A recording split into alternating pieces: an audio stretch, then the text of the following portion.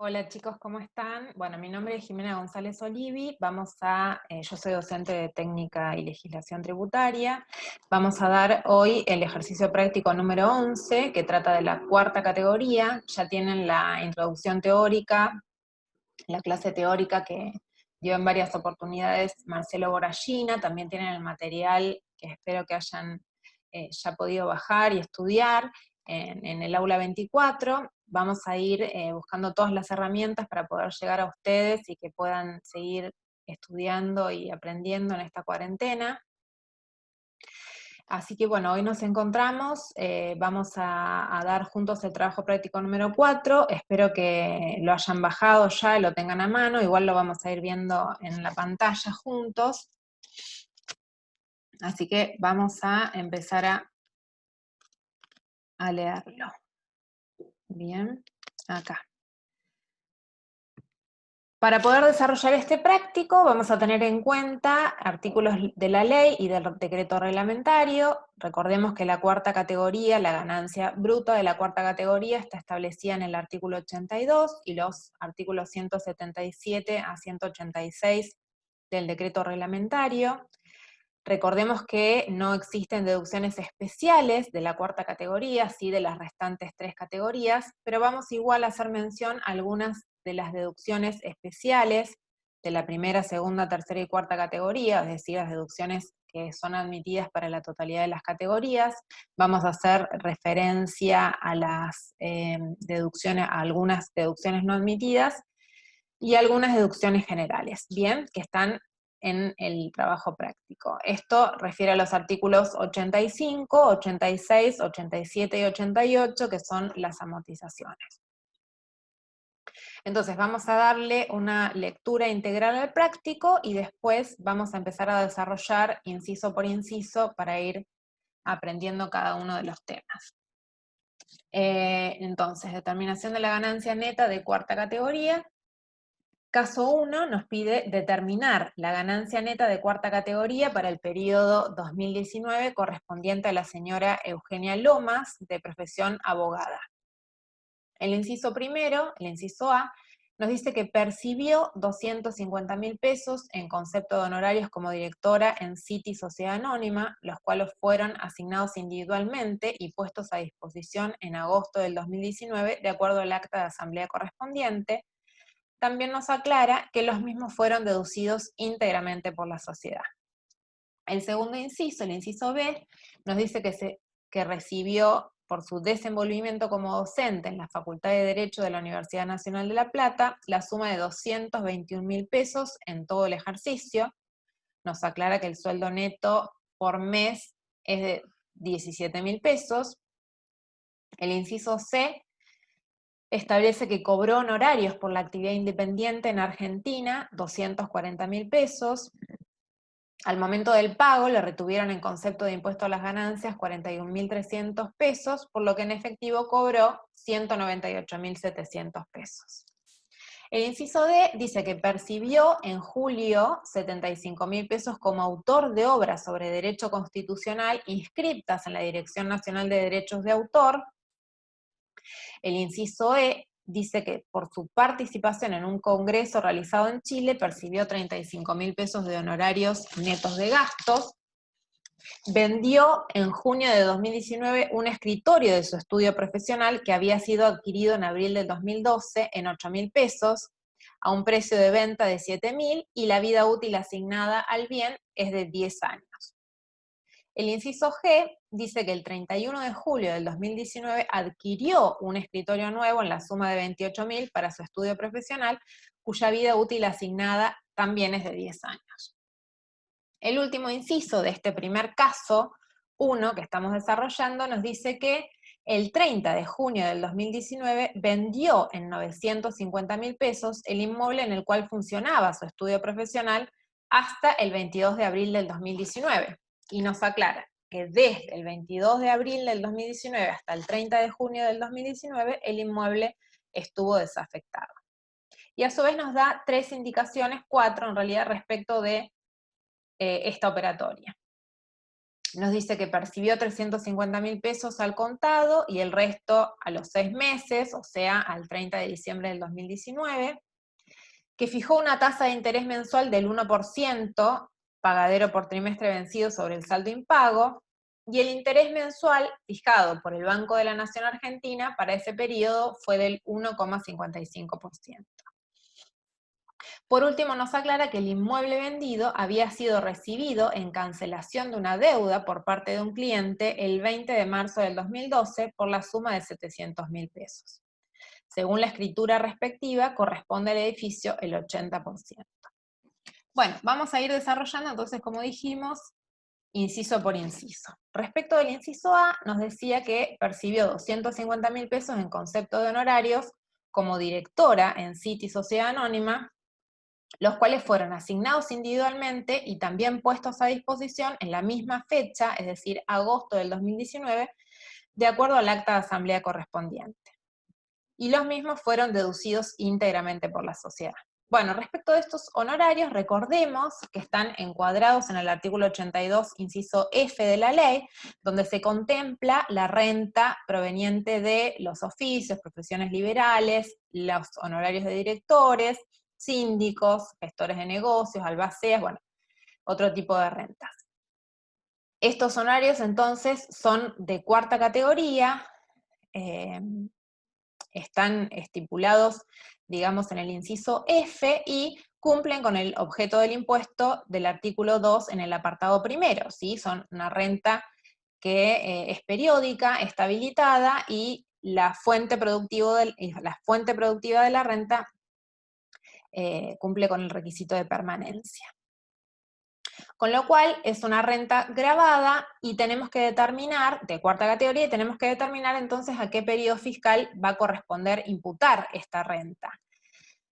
Acá nos da el dato que los percibe, se fueron asignados individualmente y fueron puestos a disposición. Pero ¿cuál de estos tres momentos, que los tres fueron establecidos en el 2019, pero cuál de estos momentos es el que efectivamente corresponde tener en cuenta? Y es la asignación individual. Recordemos que las rentas de cuarta categoría, en el criterio general, se imputan por lo percibido. No obstante, respecto de los honorarios a directores, también respecto de los síndicos, del Consejo de Vigilancia y la retribución a los socios administradores, corresponde asignarlos al periodo fiscal donde se asignan individualmente, es decir, con la asignación individual. Recordemos que la ley en el artículo 24 establece la asignación y el decreto reglamentario en el artículo 69 aclara que esta asignación es la asignación individual, porque puede suceder que en la asamblea o en la reunión de los socios, de los representantes de la sociedad, de los dueños de la sociedad, pueden asignar de manera global los honorarios a todos los directores y con posterioridad en una reunión de directores definirse cuánto le corresponde a cada uno individualmente. Y es este el momento en el que corresponde imputar la renta. Entonces, renta de cuarta categoría, corresponde al periodo fiscal 2019 por la asignación individual, y nos falta analizar por qué el enunciado nos hace la referencia a que los mismos fueron deducidos íntegramente por la sociedad. Este es un tema que lo van a desarrollar ampliamente cuando vean en la teoría las deducciones especiales de la tercera categoría, pero tenemos que hacer una referencia ahora para que ustedes puedan entender por qué está ese concepto en este inciso.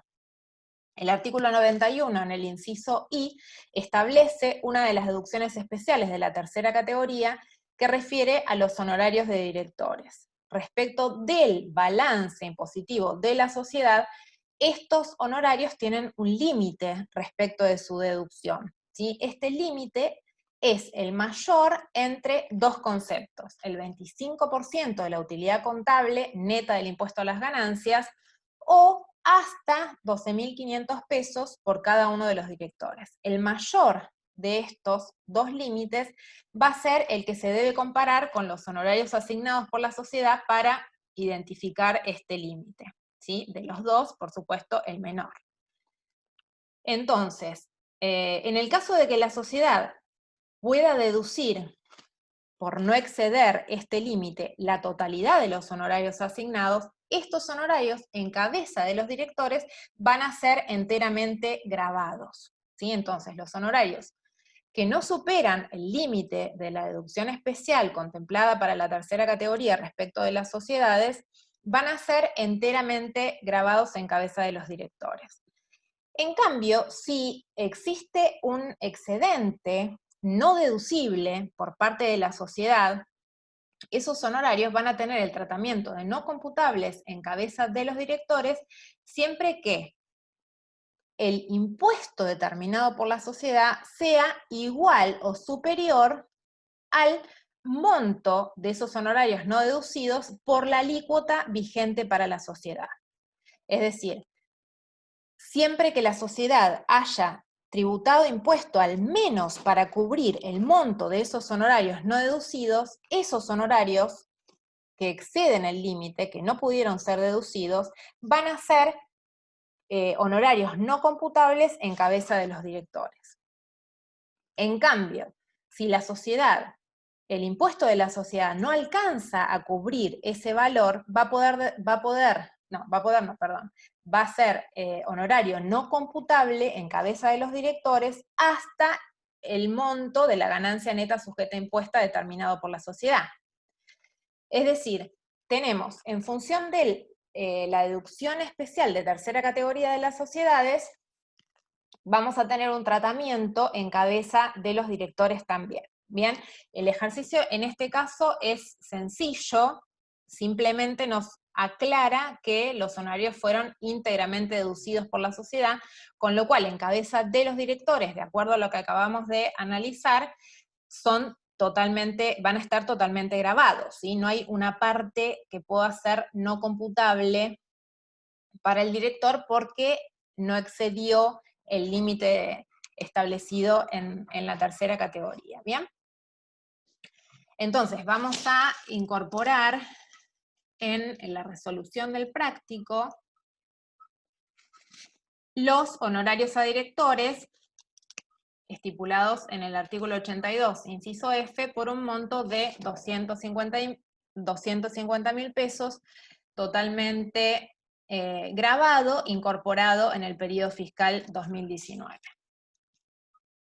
Bien, sigamos. Espero que me hayan entendido respecto de esta explicación. No obstante, es un tema que lo van a ver en complejidad y con toda la totalidad de los requisitos en próximas clases teóricas, ¿sí? También hay un requisito temporal respecto de esa deducción de tercera categoría, pero ya van a, de tercera dije bien, pero ya lo van a estudiar en mayor profundidad con posterioridad. No quería dejar de hacerles mención respecto de este tema, pero lo van a ver después. Vamos al inciso B. El inciso B nos dice que por su desenvolvimiento como docente en la Facultad de Derecho de la Universidad Nacional de La Plata, percibió la suma de 221.000 pesos en todo el ejercicio. Sueldo neto, 17.000 pesos por mes. Entonces, esta renta también es una renta de cuarta categoría, criterio de imputación por lo percibido, criterio general, 221.000 pesos al periodo fiscal 2019. No tiene mayor complejidad, es una renta en relación de dependencia, con lo cual está el texto está ordenado en el artículo 82, inciso B. Lo que sí vale aclarar es que es el sueldo neto lo que recibe, neto de descuentos, o sea, las deducciones establecidas para el personal en relación de dependencia, que en general son deducciones obligatorias, están contempladas las jubilaciones, las obras sociales, todas deducciones admitidas por ser gastos necesarios para obtener, mantener y conservar la ganancia, como ya habíamos analizado con posterioridad, que en la determinación del impuesto tenemos que obtener la ganancia neta de las deducciones admitidas. Por tanto, esos descuentos obligatorios, en general en este caso, están establecidos, contemplados en el artículo 85 y son deducibles, ¿sí? Por eso vamos a tomar el sueldo neto de todas esas deducciones. Incorporamos esa renta en la resolución, entonces, Sueldos en relación de dependencia, artículo 82, inciso B, renta de cuarta categoría gravada por 221.000 pesos. Bien, recordemos de paso que las rentas, la renta neta, la ganancia neta está establecida en el artículo 23 y es el artículo 83 el que establece cuáles son los gastos deducibles, el principio general de los gastos necesarios para obtener, mantener y conservar la fuente productora de la renta. ¿Bien? Vamos al inciso C. El inciso C nos dice que cobró honorarios por la actividad independiente en Argentina por 240.000 pesos, pero nos dice que al momento del pago de esa renta le retuvieron en concepto de impuesto a las ganancias 41.300 pesos, por lo que en efectivo cobró 198.700. ¿Bien? Bueno, esto es una renta también de cuarta categoría, en este caso por su trabajo autónomo, es decir, no en relación de dependencia, sino de manera independiente. Estas rentas, al igual que la de honorarios, están contempladas en el artículo 82, inciso F de la ley, es una renta gravada, también cumpliendo con el objeto del impuesto en el apartado 2, en el apartado 1 del artículo 2, perdón, y imputable al periodo fiscal de la percepción de la renta. ¿Sí? Entonces, con la percepción en el periodo fiscal 2019 de los 240.000 pesos, que corresponden imputarlos a este periodo. Lo que tenemos que analizar ahora es qué pasa con ese importe de la retención. ¿Qué es la retención en el impuesto a las ganancias por 41.300 pesos? ¿Es deducible de esta renta bruta de 240.000 pesos? No. Las retenciones, como ya saben, son pagos a cuenta del impuesto ya determinado, es decir, estos montos van en la declaración jurada formando parte de la minuta de pago y no respecto de la liquidación o determinación del impuesto. Bien, son rentas que los clientes en este caso le retienen al contribuyente e ingresan directamente al fisco, con lo cual el contribuyente, en este caso Lomas, va a tener esa retención que considerar como pago a cuenta del impuesto que en definitiva determine para el periodo fiscal 2019. ¿Se entiende? Es decir, la declaración jurada del sujeto tenemos, por un lado, la liquidación y determinación del impuesto, por el otro lado, la minuta de pago. Esta minuta de pago contempla las deducciones al impuesto determinado, que son las retenciones, los anticipos, las percepciones y otros pagos a cuenta, que en definitiva van a generar como resultado el impuesto a abonar al fisco o, en su defecto, el saldo a favor del contribuyente, ¿sí? Pero no se deducen respecto de la renta bruta, de la ganancia bruta que estamos liquidando. Así que vamos a tener como ganancia bruta respecto de también la cuarta categoría, estos 240.000 pesos, 240.000 pesos, los honorarios de profesión liberal, artículo 82, inciso F, 240.000. ¿Bien? Es decir, las retenciones son pagos a cuenta del impuesto y no deducciones admitidas de la ganancia bruta obtenida por el contribuyente. Bueno, otra parte importante de la declaración jurada de las personas humanas y sucesiones indivisas es la justificación patrimonial, es decir, la determinación del monto consumido, que también lo vamos a ver en clases siguientes. El inciso D, estamos por el inciso cuarto, nos dice que percibió en julio 75.000 pesos como autor de obras sobre derecho constitucional inscriptas ante la Dirección Nacional de Derechos de Autor. Bueno, acá también tenemos una renta que tributa, que se imputa el periodo fiscal por lo percibido, que son estos derechos de autor por las obras sobre derecho constitucional. Bien, lo que tenemos que tener en cuenta en este punto es la exención contemplada en el artículo 26, inciso J de la ley, que establece que los derechos de autor van a estar exentos, pero hasta la suma de 10.000 pesos solamente, y siempre que el impuesto recaiga en cabeza del autor o de sus derechohabientes, que las obras se encuentren inscriptas en la Dirección Nacional de Derechos de Autor, y no pueden ser obras realizadas por encargo o que provengan de locaciones de obra o de prestaciones de servicios, ¿sí? Es decir, que si cumplen con todos estos requisitos, va a estar exento solamente hasta la suma de 10.000 pesos. Por lo tanto, acá tenemos que 65.000 pesos van a estar grabados, se imputan en el periodo fiscal 2019, porque fue percibido en ese periodo, acuérdense, imputación de la renta por lo percibido en la cuarta categoría, y los 10.000 pesos van a estar exentos. Lo que vamos a hacer en nuestro papel de trabajo de liquidación de tributo es incorporar los 65.000 pesos como renta gravada de la cuarta categoría y los 10.000 pesos como renta exenta, porque vamos a armar el papel de trabajo para luego tener la información de la justificación patrimonial. Bien, entonces vamos a hacer en la columna de grabado los 65.000 y en la columna de no computables, no grabados y exentos los 10.000 pesos. Bien, después ese dato nos va a servir para la justificación patrimonial, por eso lo incorporamos en nuestro papel de trabajo, que no lo vamos a hacer en la resolución de este práctico, pero sí ya vamos armando el papel de trabajo para las clases siguientes. El inciso E refiere a la participación, o sea, por su participación en un congreso realizado en Chile, percibió 35.000 pesos de honorarios netos de gasto.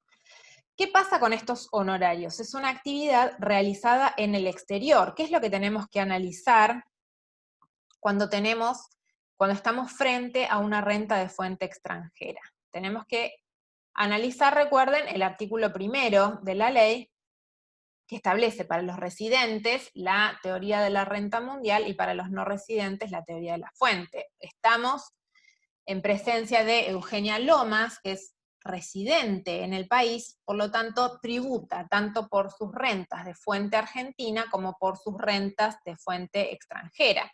Recuerden, las rentas de fuente extranjera están definidas en el artículo 124 y establece que son todos los actos o actividades realizadas en el exterior, los hechos ocurridos en el exterior, o todas las rentas o ganancias que provengan de bienes o derechos situados, colocados o utilizados económicamente en el exterior, siempre que no estén contemplados en la legislación como ganancias de fuente argentina. ¿Bien?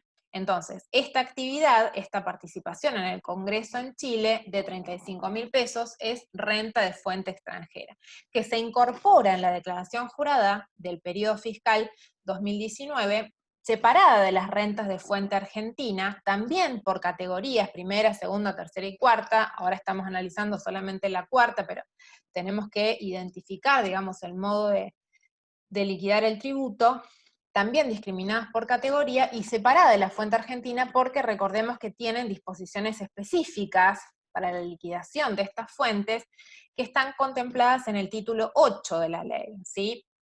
Vamos a ver en el transcurso de la cursada algunas normas vinculadas con fuente extranjera, por ejemplo, el artículo 128, muy importante, que tiene una limitación respecto de las deducciones personales para este tipo de rentas, la vamos a analizar con posterioridad, pero justamente lo que les quiero dejar en claro es que en el esquema de liquidación vamos a tener que incorporar estas rentas de manera separada de las rentas de fuente argentina, justamente por estas disposiciones especiales, normas específicamente vinculada con la fuente extranjera. Entonces, ganancias de fuente extranjera, acá me siguen, tenemos los honorarios de 35.000 pesos, renta bruta, en realidad es renta neta porque ya está, digamos, no tiene el enunciado de información de deducciones, sino que directamente nos aclara que es ganancia neta. Entonces, incorporamos de manera, en otro cuadro, digamos, en nuestro papel de trabajo, estas rentas de fuente extranjera de 35.000 pesos. Perfecto. Espero que me estén siguiendo y entendiendo todo lo que estoy transmitiendo. Entonces, renta de fuente extranjera, los 35.000, perfecto. Vamos al inciso F. El inciso F nos dice que vendió en junio del 2019 un escritorio de su estudio profesional que había sido adquirido en abril del 2012 en 8.000 pesos y precio de venta 7.000. La vida útil asignada al bien son 10 años. Bueno, acá estamos en presencia de una renta que no encuadra, como todos los incisos anteriores, en el apartado primero del artículo 2. ¿Sí? No es una renta periódica, la permanencia de la fuente no existe, es decir, se pierde la fuente de la renta, estamos hablando de la venta de un bien mueble, y al ser este bien mueble amortizable, es decir, está afectado a su actividad gravada, porque es un escritorio que está destinado a la obtención de renta, está en el estudio profesional, estamos en presencia de una renta gravada ahora por el apartado tercero del artículo 2, es decir, la venta de un bien mueble amortizable. Para la determinación de la ganancia neta respecto de este bien mueble, tenemos que tener en consideración el artículo 186 del decreto reglamentario que nos remite a la determinación de la ganancia neta en los artículos 62 a 69 de la ley, que justamente establece cómo determinar esa renta neta por la venta de este bien mueble. Entonces, está claro que encuadran el objeto del impuesto no ya por el apartado primero del artículo 2, sino por el artículo 2.3, ¿sí? El apartado tercero de este artículo 2, que es, por supuesto, para personas humanas y sucesiones indivisas. Entonces, para determinar el precio, la ganancia neta respecto de este bien, tenemos que tener en cuenta el costo computable del bien, ¿sí? Eso es lo que nos dice el artículo 62, bueno, los restantes de acuerdo al tipo de bien de que se trate. Acá estamos en presencia de un bien mueble que fue adquirido por la empresa, con lo cual el costo computable lo vamos a determinar deduciendo del costo de adquisición e incorporación al patrimonio de este bien, las amortizaciones acumuladas desde la fecha de adquisición hasta la enajenación del bien. Recordemos que en el caso de los bienes muebles, las amortizaciones se determinan de acuerdo a la vida útil del bien, es decir, dividiendo al costo de adquisición del bien por los años de vida útil que tiene asignado, y se considera el año de alta completo y no se amortiza el año de baja, ¿bien? Entonces, tenemos los 8.000 pesos, ese es el precio de adquisición del bien, los 8.000 pesos divididos los 10 años nos da la cuota de amortización anual. Esa cuota de amortización anual multiplicado por los años que transcurrieron en uso del bien, digamos que fue utilizado el bien afectado a la actividad gravada, nos va a dar la amortización acumulada de este bien. Tenemos que fue incorporado en abril del 2012, vamos a computar el 2012 en su totalidad, así que tenemos 2012, 2013, 2014, 2015, 2016, 2017 y 2018, ¿sí? Tenemos 7 años de utilización del bien. 7 años, porque hasta 2018 dijimos, el 2019 al ser el año de baja no se amortiza. Entonces tenemos los 8.000 pesos divididos los 10 años por los 7 años transcurridos, nos va a dar el valor de la amortización acumulada. Ese valor, déjenme ir a los números, acá ya está deducido, ese valor nos daba 5.600 pesos, no está acá en el enunciado, pero da eso, 5.600 pesos la amortización acumulada. Entonces el precio de adquisición del bien, es decir, los 8.000 pesos menos los 5.600 pesos de amortizaciones acumuladas, nos da el costo computable del bien. Y esto nos sirve como deducción, digamos, para determinar la ganancia neta por la venta de este bien. Es decir, a los 7.000 pesos de ganancia bruta le vamos a restar los 2.400 pesos del costo computable del bien para obtener la ganancia neta obtenida por la venta de este bien. ¿Se entendió?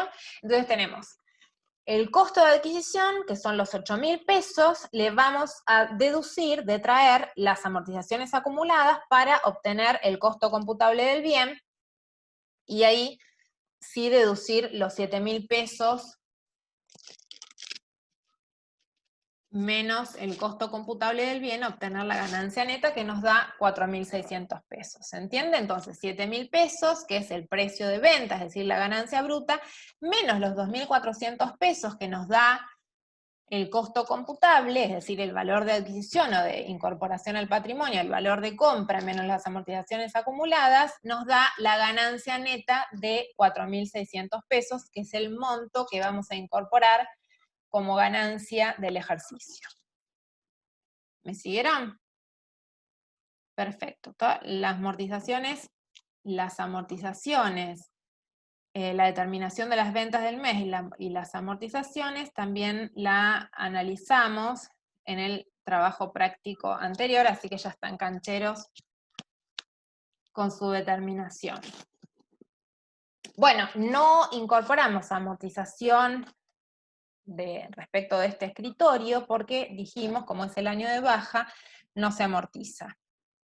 Tenemos ahora el inciso G, que nos dice que el 31 de julio del 2019 adquirió un escritorio nuevo para reemplazar el que acaba de vender, en la suma de 28.000 pesos para su estudio profesional, cuya vida útil asignada es de 10 años. Es decir, en este caso no tenemos una renta para analizar, pero sí tenemos deducciones respecto de la incorporación de este bien, que es justamente la amortización de este periodo fiscal, ¿sí? Que es el periodo fiscal de alta de este nuevo bien, vamos a tener que amortizar por solamente un periodo. Recuerden que para los bienes muebles esto no es proporcional, sino que vamos a amortizar la totalidad del año 2019. ¿Cómo amortizábamos? Por los años de vida útil del bien, es decir, los 28.000 pesos dividido los 10 años, nos va a dar la cuota de amortización anual, que en este caso son 2.800 pesos. ¿De acuerdo? Vamos a incorporarlo correctamente como deducción, amortización del bien mueble nuevo, 2.800 pesos, ¿sí? O también podemos hacer, como es una vida útil de 10 años, por el 10%, ¿sí? Recordemos que las normas de amortizaciones respecto de los bienes muebles se encuentran en el artículo 88 y respecto de los inmuebles en el artículo 87. ¿Correcto? Bueno, volvemos al enunciado. Entonces, en el inciso G, lo único que tenemos es la amortización del bien, porque no hay una renta respecto a este punto. El último punto, el inciso H, nos dice, el 30 de junio del 2019 vendió en 950.000 el inmueble en el cual funcionaba su estudio profesional hasta el 22 de abril del 2019, y nos aclaraba que desde el 22 de abril del 2019 hasta el 30 de junio del 2019 el inmueble estaba desafectado.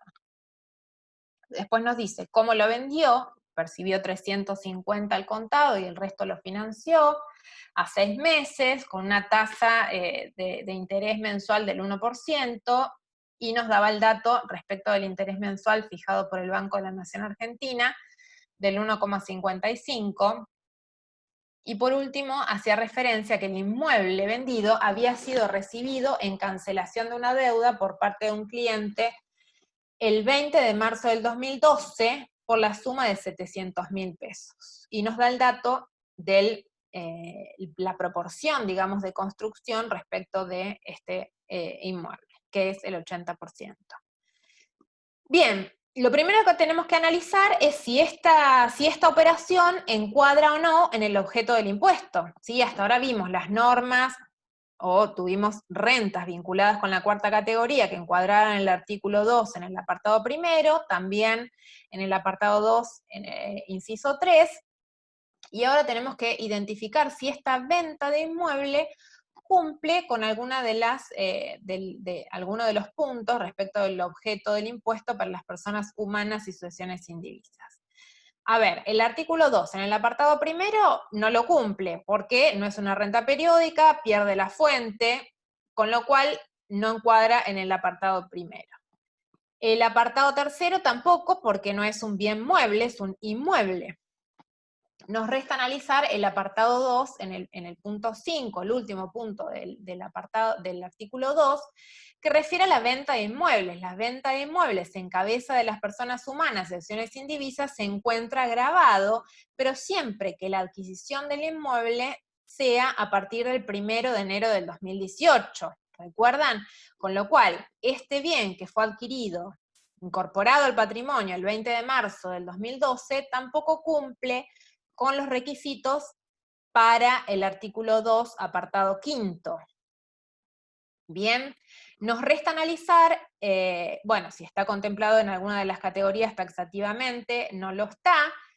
Y por último, el artículo 185 del decreto reglamentario en el ordenamiento vigente, con anterioridad el artículo 114 del decreto reglamentario, que establece una norma específica por una renta indirecta vinculada con las rentas obtenidas por el artículo 82, inciso F y G, ¿se acuerdan? Cuando obtenía este bien en cancelación de un crédito por la obtención de esas rentas, siempre que lo vendiera antes de transcurridos 2 años desde el momento de la adquisición o incorporación del bien, iba a ser una renta gravada por el impuesto a las ganancias, ¿sí? Este artículo del decreto reglamentario, bueno, ya analizaron los antecedentes respecto de la inconstitucionalidad en la teoría.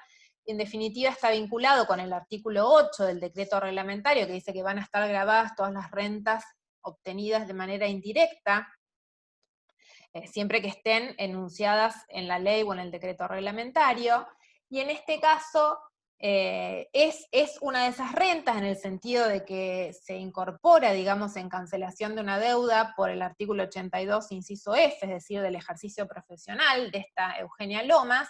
No obstante, al venderse, enajenarse con posterioridad a los 2 años, es decir, del 2012 al 2019, excede el plazo contemplado por el decreto reglamentario para que sea una renta dentro del objeto del impuesto. Con lo cual, estamos frente a una ganancia no gravada por el impuesto.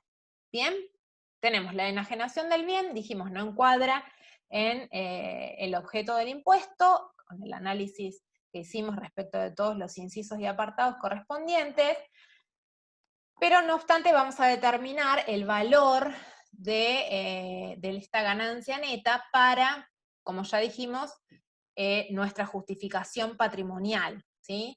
Es decir, la determinación de este resultado lo vamos a considerar con posterioridad en la determinación del monto consumido. Así que vamos a determinar esta renta neta de la misma forma, digamos, que amortizamos el bien mueble, vamos a amortizar el inmueble por los periodos transcurridos, digamos, entre la adquisición del bien y la enajenación. En el caso de los inmuebles, recuerden que es por trimestre de alta, no por año de alta, sino que se amortiza por trimestre de alta y el trimestre de baja no se amortiza. Entonces, tenemos en primer lugar que analizar si tenemos alguna deducción admitida en este periodo fiscal 2019, no tenemos renta gravada, sí tenemos una renta no gravada, pero tenemos que analizar si tenemos deducción admitida respecto de la amortización de este inmueble para el periodo fiscal 2019. ¿Bien? ¿Y qué tenemos? Que el inmueble se vendió en junio del 2019, pero había estado desafectado desde abril del 2019 a junio del 2019. ¿Cuál es el último trimestre, el de baja, que no vamos a tener que amortizar? Es justamente el de abril, mayo y junio. Vamos a tener que amortizar enero, febrero y marzo, que estuvo afectado la actividad y no es el trimestre de baja. Bien, entonces vamos a amortizar un solo trimestre en este periodo fiscal 2019.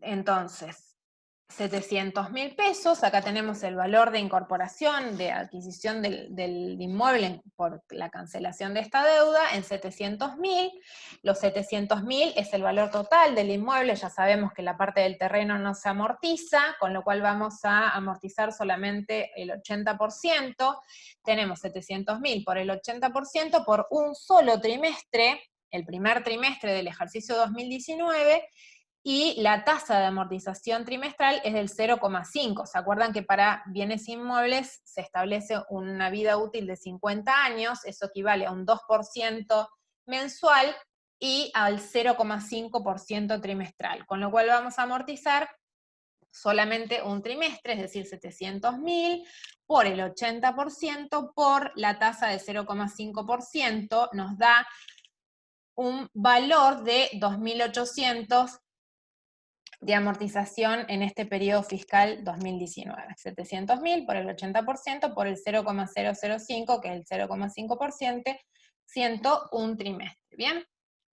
Bueno, determinada la amortización deducible en este periodo fiscal 2019, nos resta determinar la ganancia neta no gravada por la venta de este inmueble. ¿Y cómo vamos a determinar? Bueno, de la misma forma, a través de la determinación de la deducción del costo computable al precio de venta del bien. Dijimos, se vendió en 950.000 y el valor residual, es decir, el costo computable del bien, lo determinamos en función de los años de vida útil transcurrido. Tenemos los 700.000 pesos por la tasa del 80%, por la tasa, por la proporción, digamos, amortizable, que es la del edificio, el 80%, por la cantidad de años o de trimestres, si quieren, años o trimestres, de cualquiera de las dos formas, que transcurrieron desde la incorporación del bien hasta su enajenación. Con lo cual tenemos que calcular la cantidad de trimestres que pasaron desde marzo del 2012, que se amortiza el 2012 el total del trimestre, porque es el trimestre de incorporación, es decir, que tenemos todo el año 2012, todo el año 2013, todo el año 2014, todo el año 2015, todo el año 2016, todo el año 2017, todo el año 2018, es decir, todo el año entero 2018 y un trimestre del 2019. Eso es la vida útil transcurrida hasta la enajenación del bien. O sea que tenemos 7 años por 4 trimestres. Cada año nos da 28 trimestres. 28 trimestres más un trimestre del año del periodo fiscal 2019 nos da un total de 29 trimestres. Ese es el total de periodo amortizado respecto del bien.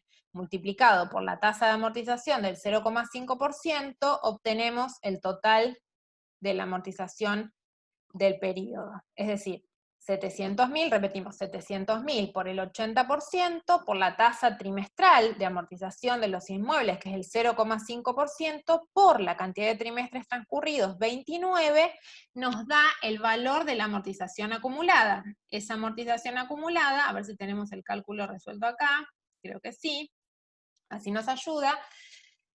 Tenemos entonces el valor de origen, el valor de la proporción amortizable, tenemos el valor de la amortización acumulada, es decir, nos da un total de 81.200 pesos, lo que acabamos de decir, ¿sí? 29 trimestres por la tasa del 0,5, por los 700.000, por la proporción amortizable, que es el 80%, nos da un costo computable, es decir, un valor residual o neto de amortizaciones de 618.800 pesos. Eso es el valor, el costo computable que vamos a detraer del precio de venta del bien, es decir, de la ganancia bruta. Los 950.000 pesos menos los 618.800 de costo computable nos dan en definitiva la renta neta no gravada. Esa renta neta no gravada, ¿cuánto nos daba? 331.200, la incorporamos en nuestro papel de trabajo en la columna de no gravado, de no gravado no computable. ¿Bien? Bueno, perfecto. Nos resta analizar de este último punto, después vamos a ir al caso 2, pero nos resta analizar ¿Qué pasa con la financiación? O sea, dijimos, la venta del bien no grabado, ya determinamos el monto no grabado para nuestro papel de trabajo, que va a ser considerado para la justificación patrimonial, no para la liquidación del impuesto, y nos resta analizar qué pasa con la financiación en la venta de ese inmueble. En este caso, a ver si se acuerdan, el artículo 52 de la ley establecía un interés presunto para las rentas, o sea, un interés presunto que corresponde, digamos, como renta de segunda categoría, que es para todas las deudas, digamos, cuando no se exprese de manera expresa, valga la redundancia, el tipo de interés pactado por las partes, va a devengar, salvo prueba en contrario, una tasa de interés igual a la tasa de descuentos comerciales establecidas por el Banco de la Nación Argentina. Este artículo 52 establece que hay, salvo prueba en contrario, un interés presunto que como mínimo es igual a la tasa de descuentos del Banco de la Nación Argentina. Respecto de la venta de inmuebles, la ley es más estricta aún, o sea, más agresiva, digamos, para los contribuyentes, y establece que este interés presunto es sin admitir prueba en contrario y cualquiera sea la condición, es decir, aunque los intereses no estén pactados o estén pactados y expresamente se contemple que la deuda no genera intereses, o cuando los intereses pactados sean inferiores a la tasa establecida por el Banco Nación. Es decir, para la venta de inmuebles, en todos los casos, sin admitir prueba en contrario, va a devengar un interés como mínimo respecto del de la tasa de descuento del Banco Nación de la Argentina. ¿Bien?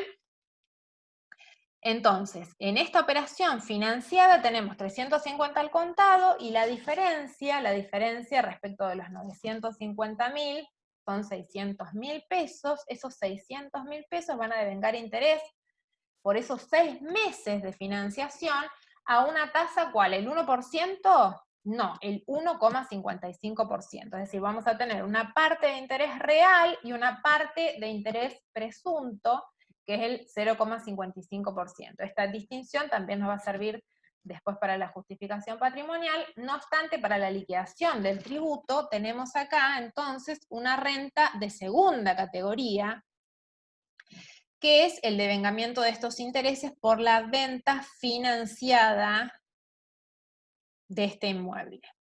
Entonces, ¿cómo la vamos a determinar? Los 600.000 pesos por la tasa del 1,55% por el periodo de 6 meses, que es el total financiado. Esa renta no es ya renta de cuarta categoría, no es del trabajo personal, sino es una renta financiada, es la colocación de un capital, bien, y la vamos a incorporar directamente como renta, nos da 55.800, la vamos a incorporar directamente como renta neta de segunda categoría, que es el único ítem que tenemos en este ejercicio respecto de renta de segunda categoría. Bien, entonces, con esto terminamos el enunciado, digamos, del caso 1. Vamos a terminar, esperen que estoy haciendo yo acá, vamos a terminar de hacer el cuadro. Bien, terminamos con el inciso H, ¿correcto? Sí. Ya determinamos la ganancia no grabada, ya determinamos el interés presunto. Y entonces vamos a sacar las sumas, digamos, respecto de los cuadros.